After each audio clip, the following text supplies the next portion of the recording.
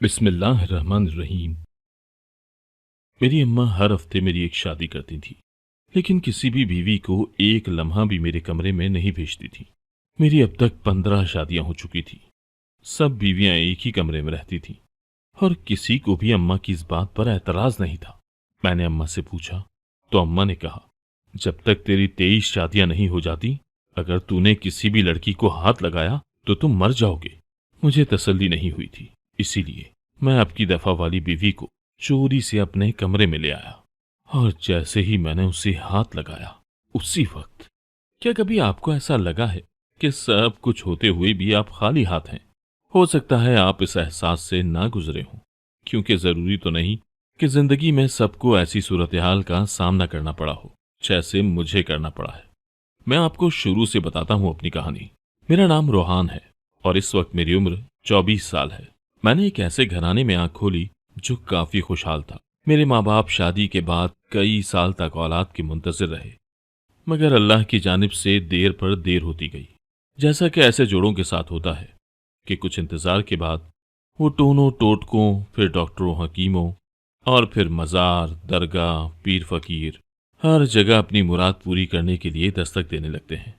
यही सब कुछ मेरे माँ बाप ने भी किया। हर दर खटखटाया और औलाद के लिए हर जतन किया। मेरे अब्बा तो शायद थक हार कर चुप हो गए, मगर अम्मा ने अपनी जिद्दोजहद जारी रखी। एक दिन दरवाजे पर दस्तक हुई। अम्मा ने दरवाजा खोला तो बाहर काले कपड़ों में एक फकीर खड़ा था। उसने अम्मा को देखते ही अपना हाथ अम्मा के आगे बढ़ा दिया। अम्मा ने सवालिया नजरों से फकीर की जानिब देखा। फकीर ने कहा, एक वक्त की रोटी का सवाल है। अम्मा तो वैसे ही पीरों फकीरों की बहुत कदर करती थी। उन्होंने फकीर को ठहराया और मुलाजमा से कहकर घर में मौजूद खाना, फल, मिठाई सब कुछ फकीर की खिदमत में हाजिर कर दिया। फकीर ने सैर होकर खाना खाया और अम्मा से कहा, बीबी, इस फकीर को तूने पेट भर कर खाना खिलाया है, अल्लाह तेरी भी मन की मुराद पूरी करे। उसके बाद उसने अम्मा को बेटी की खुशखबरी दी और साथ ही कुछ मजीद हिदायत देकर रुखसत हो गया। अम्मा वैसे तो कई पीरों फकीरों और दरगाहों के फेरे काट चुकी थी, मगर इस फकीर की दुआ ने जैसे उनके मुर्दा तन में नई रूह फूंक दी थी। उसके कुछ माह के अंदर ही जब वो उम्मीद से हो गई तो उनका एतमाद फकीर की बातों पर मजीद बढ़ गया। दिन रात की दुआओं, सदकात, खैरात के साथ 9 माह गुजरे और मेरी पैदाइश हुई। अम्मा के साथ साथ अब्बा भी बेहद खुश थे। अल्लाह ने उन्हें वारिस अता किया था। अम्मा तो खुशी के मारे फूले न समा रही थी, क्योंकि सारी दुनिया ने अपने तानों से उनका जीना मुश्किल किया हुआ था। उन्हें बांझ और सूखा छजर और न जाने क्या क्या अलकाब दे रखे थे। अब मेरी पैदाइश से अम्मा पर से ये सब इल्जाम धुल गए थे और वो शान से गर्दन ऊंची करके फिरती थी कि उसने पुत्र जन के खानदान को वारिस दे दिया था। मेरी परवरिश बड़े नाजुनम में होती रही। जो बात भी मैं मुंह से निकालता, मेरे माँ बाप पूरी करते। मुझे कोई चोट लग जाती या बीमार हो जाता तो मेरे माँ बाप की रातों की नींद और दिन का चैन रुखसत हो जाता। मैं बचपन में अक्सर जिद करता कि मुझे भी बाहर जाके दूसरे बच्चों के साथ खेलना है, मगर बच्चों में खेल में नोक झोंक भी हो जाती है। मुझे अक्सर कोई बच्चा मार देता या धक्का लगकर गिर जाता तो मेरी अम्मा एक कोहराम मचा देती और उस बच्चे के घर तक लड़ने जा पहुंचती। इसी वजह से कितने ही लोगों से अम्मा ने लड़ाई मोल ली और यूं मेरा बाहर खेलना ही बंद हो गया। अब कुछ शरीफ से बच्चे अम्मा घर में ही बुला लेती, उन्हें खाने पीने का लालच देती और यूं मैं घर के अंदर ही बड़े सारे सहन में खेलने का शौक पूरा कर लेता। मेरे बाद फिर दोबारा से इस घर में कोई उम्मीद नौ नहीं लहराई और मैं इस घर का इकलौता चश्मो चराग ही रहा। स्कूल की पढ़ाई भी ऐसे ही नाजो अंदाज से पूरी करवाई गई कि मेरा बैग लेकर एक मुलाजिम मेरे साथ जाता, मेरा पानी और खाना संभालता, मुझे ब्रेक में खाना खिलाता और छुट्टी के वक्त मेरा बैग उठाकर वापस लाता। मास्टर साहब को मुझे मारने की भी इजाजत नहीं थी। ये दूसरी बात है कि इस सब लाड प्यार के बावजूद मैं बिगड़ा नहीं था और पढ़ाई में भी काफी अच्छा था। अपनी क्लास में हमेशा इम्तियाजी पोजीशन लेता रहा और यूं 18 साल की उम्र में मैं स्कूल से फारिग हो चुका था। मुझे अम्मा ने वैसे भी देर से ही स्कूल लगवाया था। अब मैं आगे पढ़ना चाहता था, मगर अम्मा कहती, बस क्या करना है तूने, अब्बा का जमींदारा संभालना है ना, तो इतनी पढ़ाई ही काफी है। मगर मैंने जिद करके कॉलेज में दाखिला ले लिया था। अब गाड़ी और ड्राइवर मेरे साथ होते। कॉलेज का माहौल काफी खुला था और यहाँ अम्मा या अब्बा का हसरो रसूख भी न चल सकता था। यहाँ अपने बलबूते पर ही रास्ता बनाना था। इस जगह मेरी जहानत काम आई और मैंने 2 साल पढ़ाई करके इंटर भी कर लिया। मैं मजीद पढ़ना चाहता था, मगर अम्मा को मेरा इतना लंबा सफर और इतनी मेहनत करना एक आंख न भाता था। मगर इस बार मैंने अब्बा को कायल कर लिया और पूरे 2 साल अम्मा की नाराजगी मोल लेकर जैसे तैसे मैंने ग्रेजुएशन भी कर लिया। अब तो मुझे वापस पलटना ही था, क्योंकि अब्बा भी अब मेरी मजीद पढ़ाई के हक में ना थे और वो चाहते थे कि मैं अब जमींदारी में उनका हाथ बटाऊं। मेरा भी अब कॉलेज के फेरों से दिल भर सा गया था। उधर अम्मा तो जैसे इंतजार में ही बैठी थी कि मैं उनके हाथ लगूं और वो मेरी शादी की तैयारी करें, मगर रुक जाएं। जैसा आप लोग समझ रहे हैं कि नॉर्मल इंसान की शादी धूमधाम से हो जाती है और वो सुकून से अपनी बीवी के साथ जिंदगी गुजारने लगता है, मेरे साथ ऐसा कुछ भी नहीं हुआ। बल्कि मेरी अम्मा ने तो मेरा स्वयंवर रचा दिया। एक दिन मैं जमीनों से घर वापस आया तो हमारी हवेली में खूब रौनक मेला लगा हुआ था। रंग बिरंग आंचल हर तरफ गहराते नजर आ रहे थे। मैं बड़ा हैरान हुआ, क्योंकि अभी तो कोई ऐसा त्यौहार भी ना था कि घर में लोगों की चहल पहल हो, और खासकर हसीनाओं की। मेरे साथ कॉलेज के 4 साल तालीमी दौर में भी बहुत सी लड़कियां पढ़ती थीं, बल्कि उनमें से कुछ से तो खासी दोस्ती भी रही और एक दो ने दोस्ती से आगे बढ़ने की भी कोशिश करनी चाहिए, क्योंकि मैं एक वजी नौजवान था और फिर ऊपर से अमारत की शान भी लड़कियों को मुतवज्जा करती ही है। मगर मैंने हमेशा उनके और अपने दरमियान एक फासला बरकरार रखा। मैं किसी को भी झूठे आश्रय नहीं देना चाहता था और मेरी जिंदगी का ये सबसे बड़ा फैसला मेरी अम्मा ने ही करना था। मैं उनकी जिंदगी की सबसे बड़ी खुशी था और अब मेरी दुल्हन लाना और मेरे सर पर सहरा सजाने की वो ख्वाब जो शायद उन्होंने मेरे पैदा होते ही देखना शुरू कर दिए थे, उनके पूरे होने का वक्त था। और मैं चाहता था कि मेरी जात से वाबस्ता मेरी माँ का ये सबसे बड़ा अरमान वो खुद अपनी मर्जी से पूरा करें। यही वजह थी कि जब मेरे घर में दाखिल होते ही अम्मा ने मुस्कुराते हुए मेरा इस्तकबाल किया और मुझे पकड़कर एक गोशे में ले गईं और मेरे कान में सरगोशी करने लगी कि ये सब कुड़ियां मेरी शादी के सिलसिले में जमा की हैं। तो मैं हंस दिया और अपने कमरे की तरफ बढ़ गया। मैं जानता था कि मेरी माँ मेरे लिए बेहतरीन का ही इंतखाब करेगी। जो वो मेरे लिए सोचती, ऐसा तो मैं भी नहीं सोच सकता था। रात गए ये मेला खत्म हुआ और दूसरे दिन अम्मा ने मुझे बताया कि 1 हफ्ते बाद मेरी शादी है। मैं इतनी जल्दी शादी का सुनकर हैरत ज़दा रह गया। मुझे ये तो इल्म था कि अम्मा जल्द मेरी शादी करना चाहती हैं, मगर इतनी जल्दी? मुझे लगा कि मुझसे सुनने में गलती हुई है और अम्मा ने 1 माह का कहा होगा। मैंने लाड से अम्मा से कहा, अम्मा 1 महीना तो बहुत कम है तैयारी के लिए। तेरे इकलौते बेटे की शादी है तो धूमधाम से तो होगी ना, और मुझे भी अपने कॉलेज के दोस्तों को बुलाना होगा। अम्मा ने कहा, पुत्र मैंने 1 महीना नहीं बल्कि 1 हफ्ता कहा है। और दूसरी बात कि शादी सादगी से होगी। और तीसरी बात कि तू किसी दोस्त को नहीं बुलाएगा। मैं अम्मा की बात सुनकर हक्का बक्का रह गया। ये अम्मा क्या कह रही थी? मैं एकदम से चुप हो गया। अब जोश की जगह मेरे अंदर मुख्तलिफ किस्म की फिक्रें सर उठाने लगी थी। मैं समझ नहीं पा रहा था कि अम्मा ने जो कहा उसका क्या मकसद है और अम्मा ऐसा क्यों कर रही हैं। सबसे बढ़कर इस वक्त अम्मा को रिश्तेदारों की भी कोई फिक्र नहीं थी। अब जबकि उनके इकलौते बेटे की शादी थी तो वो ऐसे किस तरह चुपचाप कर सकती थी, जबकि वैसे तो हर छोटे बड़े मामले में उन्हें यही फिक्र लगी रहती थी कि उनकी नाक न कट जाए और उनकी शान में किसी किस्म की कमी न रह जाए। मैं 2-3 दिन इन्हीं सोचों में घिरा रहा। अब्बा से पूछने की हिम्मत न हो रही थी कि ये सवाल बेशर्मी तस्वुर किया जाता। लिहाजा अब मैंने खुद को हालात के रहम करम पर छोड़ दिया और ये कहकर खुद को तसल्लियां दे दी कि बस इसमें भी अम्मा की कोई मसलहत ही होगी। आखिर वो मेरी अम्मा थी और उनसे बढ़कर मेरे लिए कौन हो सकता था। मैंने खामोशी इख्तियार कर ली। जैसे तैसे करके 1 हफ्ता गुजर गया, पर इस हफ्ते में भी अम्मा ने इतने जोशो खरोश से शॉपिंग नहीं की थी जितना मैं समझ रहा था। आखिरकार मेरी शादी का दिन आ ही गया। शादी वाले दिन सारा दिन मैं अपनी बीवी को ना देख सका, क्योंकि वो घूंघट में थी। जब रुखसती हो गई, लोग घर आ गए, तो अम्मा ने मुझे अपने पास बुलाया। मैं अम्मा के पास जाकर बैठ गया। मेरी नज़र अपनी बीवी की तरफ ही थी जो घूंघट में थी।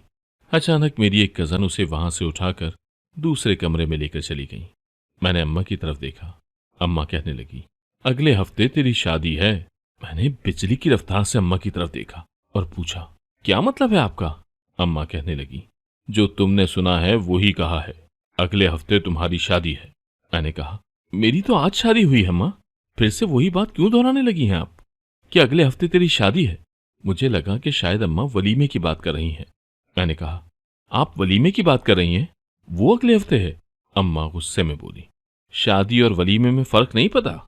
एक और लड़की से तुम्हारी शादी है। अम्मा ये कहकर गुस्से में वहां से चली गई। अम्मा ने जिंदगी में पहली बार मुझ पर गुस्सा किया और मुझे हैरत हो रही थी कि आखिर अम्मा को किस बात पर गुस्सा आ गया और वो मेरी दूसरी शादी क्यों करना चाहती हैं, और वो भी एक हफ्ते बाद। आखिर ये क्या ड्रामा चल रहा था? मैं भी उठकर अपने कमरे में आ गया, पर मेरी बीवी कमरे में मौजूद नहीं थी और मुझ में इतनी हिम्मत ना हुई कि जाकर अम्मा से पूछूं कि मेरी बीवी कमरे में क्यों नहीं आई। मैं सारा दिन का थका हुआ था, लेटा और सो गया। सुबह मेरी आंख खुली, अम्मा मेरे पास थी, मेरे बालों में हाथ फेर रही थी। मैंने मुस्कुराते हुए उनकी गोद में सर रख लिया। फिर अचानक ही मेरे दिमाग में ख्याल आया और मैं उठकर बैठ गया और अम्मा से पूछने लगा, अम्मा, कल आप मजाक कर रही थी ना? आप क्यों मेरी दूसरी शादी करना चाहती हैं? अम्मा मेरी तरफ देखकर कहने लगी, तुम मेरे बेटे हो, मैं जो मर्जी कहूं तुम्हें बस करना होगा। मैंने तुम्हारी हर बात मानी है, अब तुम्हें मेरी सारी बातें माननी होंगी। और हाँ, तुम अपनी बीवी को हाथ भी नहीं लगाओगे। अम्मा की आखिरी बात सुनकर मैं सकते में आ गया। मुझे तो अम्मा की दिमागी हालत पर शक हुआ। अम्मा ये सब क्या कह रही थी? अम्मा तो कमरे से सुकून से निकल गईं और मुझे परेशानी के आलम में वहीं पर छोड़ गईं। अब मेरा दिल कर रहा था कि एक एक दिन एक एक सदी जैसा हो जाए। मुझे अम्मा परेशान कर रही थी। मैं दूसरी शादी नहीं करना चाहता था। अम्मा की ख्वाहिश का सुनकर वैसे ही मेरा दिमाग घूम गया। हफ्ता कैसे गुजरा पता ही न चला और इन दिनों मैं अम्मा से दूर दूर ही रहा। मुझे लगा था कि अम्मा ये बात भूल गई होंगी, पर अम्मा कैसे भूल सकती थी? जो बात वो एक बार कह देती थी वो तो उन्होंने करनी ही होती थी। अम्मा ने फिर से मेरी एक और शादी कर दी।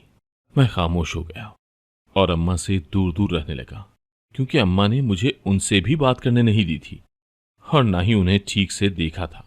अभी दूसरी शादी को हुए कुछ ही दिन गुजरे थे कि अम्मा ने मेरी तीसरी शादी की रट लगा दी। मैं अम्मा के सामने खामोश हो गया था। मुझे लगा था कि अब्बा कुछ बोलेंगे, पर अब्बा ने तो ऐसी खामोशी इख्तियार की हुई थी जैसे अम्मा जो कुछ कर रही थी वो बहुत अच्छा है। अम्मा की मुसलसल शादियों की रट सुनकर मैं तंग आ गया, पर अम्मा से कुछ कह भी नहीं सकता था, क्योंकि अम्मा ने हमेशा मेरी हर बात मानी थी। पर अम्मा इसके बदले में मुझसे क्या क्या बातें मनवा रही थी। अम्मा ने मेरी एक और शादी कर दी। 1 महीने में मेरी 4 बीवियां बना दी और मुझे हैरत उन लोगों पर हो रही थी जो अपनी बेटियां मुझे दे रहे थे, ये जानते हुए भी कि पहले से मेरी बीवियां हैं। इसी दौरान अम्मा ने मुझे काम पर लगा दिया। मैं दिन रात इतना ज्यादा काम करता। अम्मा मुझे कहती, तेरी 4 बीवियां हैं, वो तेरी जिम्मेदारी हैं। और मैं परेशान हो जाता। मुझे तो आदत ही नहीं थी इतना सारा काम करने की, और अब मुझे अपनी 4 बीवियों की जरूरियात पूरी करनी थी। लेकिन मुझे लग रहा था कि बस मेरे ही हुकूक थे, उनके तो कोई हुकूक ही नहीं है। कुछ दिन बाद फिर से अम्मा ने मेरी एक और शादी कर दी। इस तरह अम्मा ने अपनी जिद में आकर मेरी 14 शादियां करवा दी और मेरी सारी बीवियां एक ही कमरे में रहती थीं। लेकिन अम्मा की अभी तक वही जिद थी।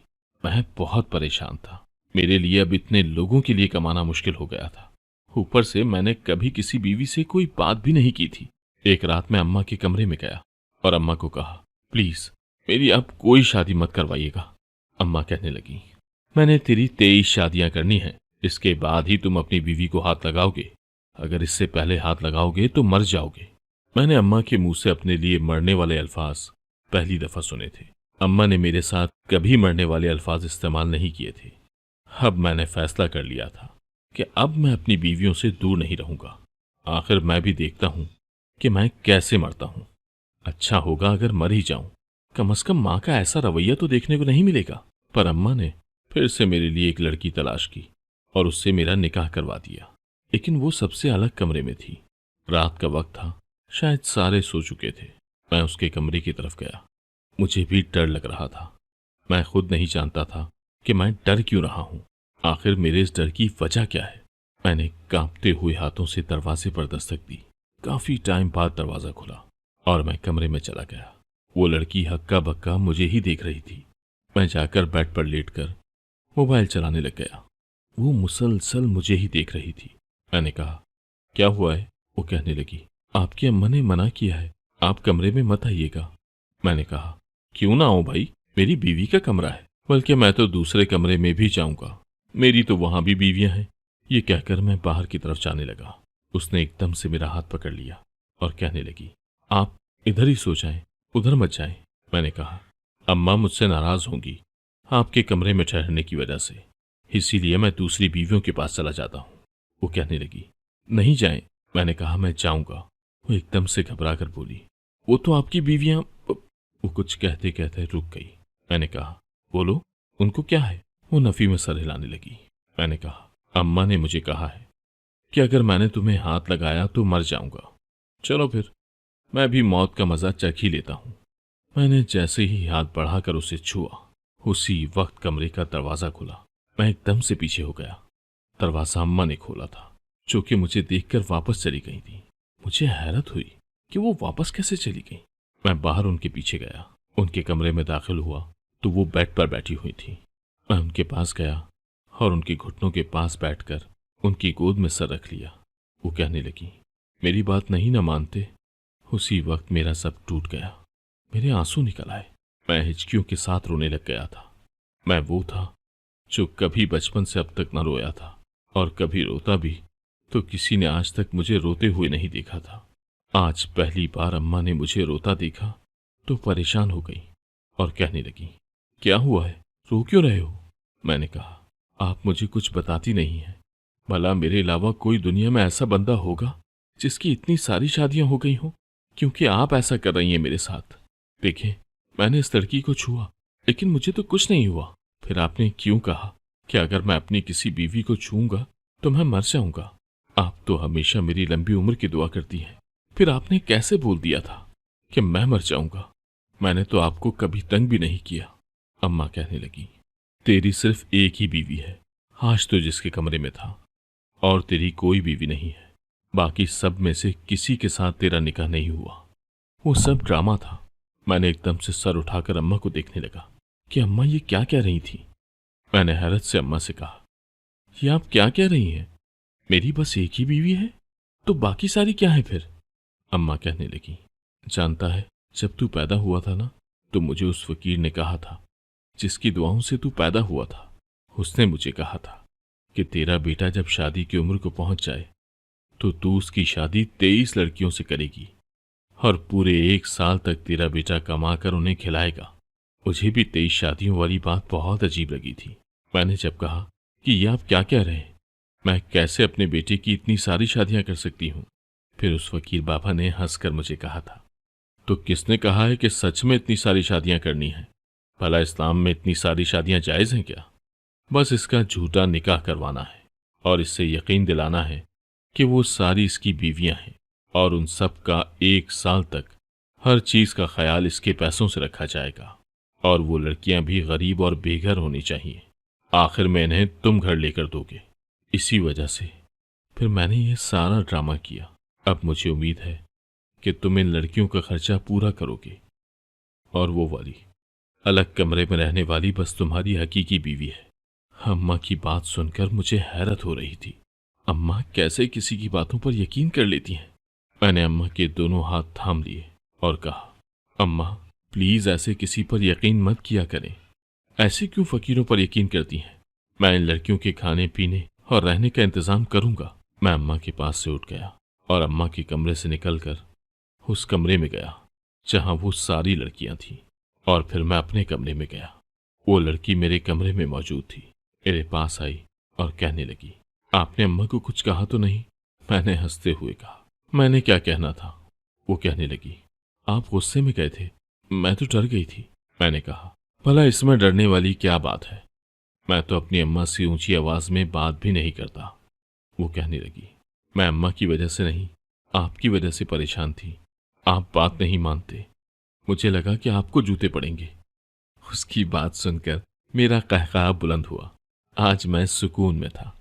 सारी हकीकत मालूम हो गई थी। इसके बाद मैं सुकून की जिंदगी गुजारने लगा अपनी बीवी के साथ। नाजरीन, अगर आपको हमारी आज की ये कहानी पसंद आई तो इसे अपने दोस्तों के साथ शेयर करना मत भूलिएगा। और अगर आप हमारे चैनल पर नए हैं और अभी तक आपने हमारा चैनल सब्सक्राइब नहीं किया तो सबसे पहले हमारे चैनल को सब्सक्राइब जरूर करें